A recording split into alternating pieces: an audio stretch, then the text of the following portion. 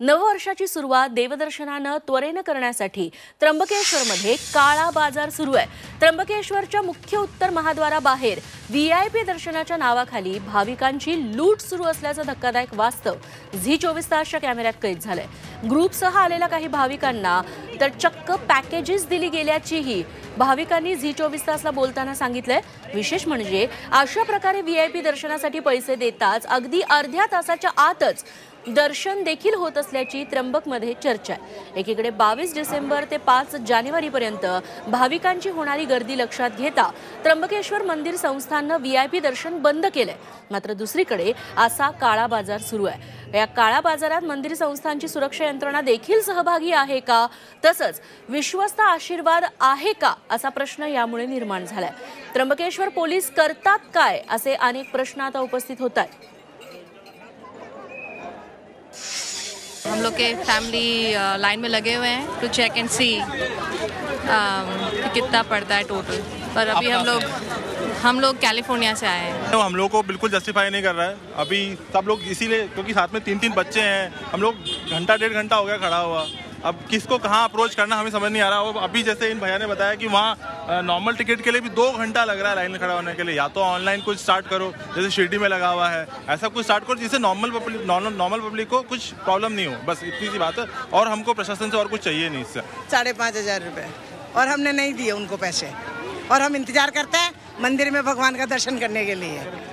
जाएंगे, हमारे टिकट आएंगे, हम जाएंगे, दर्शन करके वापस अपने राजस्थान चले जाएंगे, और शायद अब कभी दोबारा आए ही ना। ये भी देख लो, हम ऑनलाइन ही दर्शन कर लेंगे, हम तो टीवी में दर्शन कर लेंगे, यूट्यूब से ही। आता काही प्रकार या मंदिराच्या कॅम्पसच्या बाहेर आमच्याही मागच्या काळामध्ये निदर्शनास आले होते। तर ते प्रकार करत असताना समजा एखादा ऑटोवाला आहे, तो त्या भाविकाला सांगतो की तुझं थेट दर्शन करून देतो। तो त्याला गाडीत टाकतो आणि मंदिराच्या जवळ दरवाजाजवळ आणून सोडतो। त्या दरवाजाजवळ आणून सोडल्यावर तो सांगतो जा, त्यांनी पैसे घेतलेले असतात आणि तो तिथून निघून जातो। असे काही प्रकार नाशिकपासूनही कधी कधी ऑटो येतात। तर अशा पद्धतीने जे डील होतं त्यांच्यामध्ये, त्या डीलला किंवा त्या कुठल्याही प्रकारात म्हणजे आमच्या निदर्शनास आलेल्या ह्या गोष्टी, तर त्या डीलला त्र्यंबकेश्वर देवस्थान कुठल्याही प्रकारे जबाबदार नाही। याच्या व्यतिरिक्त कुठल्याही प्रकारे असे पॅकेज घेऊन किंवा काय करून असे दर्शन त्र्यंबकेश्वर मंदिरामध्ये दिले जात नाही।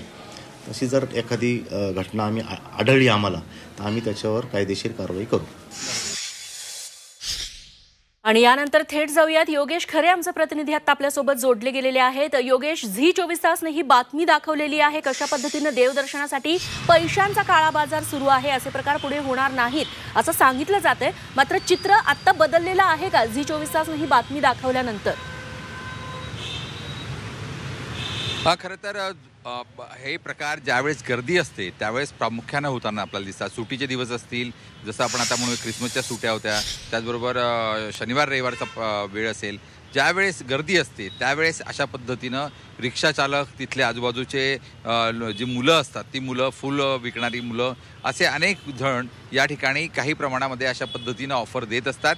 ही वस्तुस्थिती आहे। अनेक भाविकांच्या या तक्रारी आहेत आणि यावरून मोठी भांडणं सुद्धा या ठिकाणी सातत्यानं आपल्याला पाहायला मिळालेली आहेत। अनेक जण पैसे घेऊन इथं थेट दर्शन करून देतात, अशाही तक्रारी आहेत। खरं म्हणजे प्रशासनानं, पोलीस प्रशासनानं आणि संस्थान प्रशासनानं याची गंभीरतेनं दखल घेण्याची गरज आहे। या सर्व प्रकाराची चौकशी व्हायला हवी आणि खरंच असे काही लोक जर कार्यरत असतील तर त्यांच्याकडे लक्ष ठेवायला हवं। खरं म्हणजे संस्थांना संपूर्ण परिसरामध्ये कॅमेरे लावलेले आहेत, या कॅमेऱ्यांनी वॉच ठेवण्याची गरज आहे आणि तिथं सुद्धा बघण्याची गरज आहे। विश्वस्त संस्था आणि इतकंच नाही तर जिल्हा न्यायाधीश या संस्थेवर कार्यरत आहेत, ते अध्यक्ष आहेत या संस्थानाचे, त्यामुळे त्यांनी आता याची गंभीरतेनं दखल घेण्याची गरज आहे। आत्ताच हा प्रकार घडलेला आहे, त्यामुळे लगेच हा प्रकार थांबेल अशी शक्यता नाही। मात्र येणाऱ्या काळात तरी भाविकांचे असे आर्थिक शोषण होणार नाही अशी अपेक्षा करायला आपण हरकत नाही।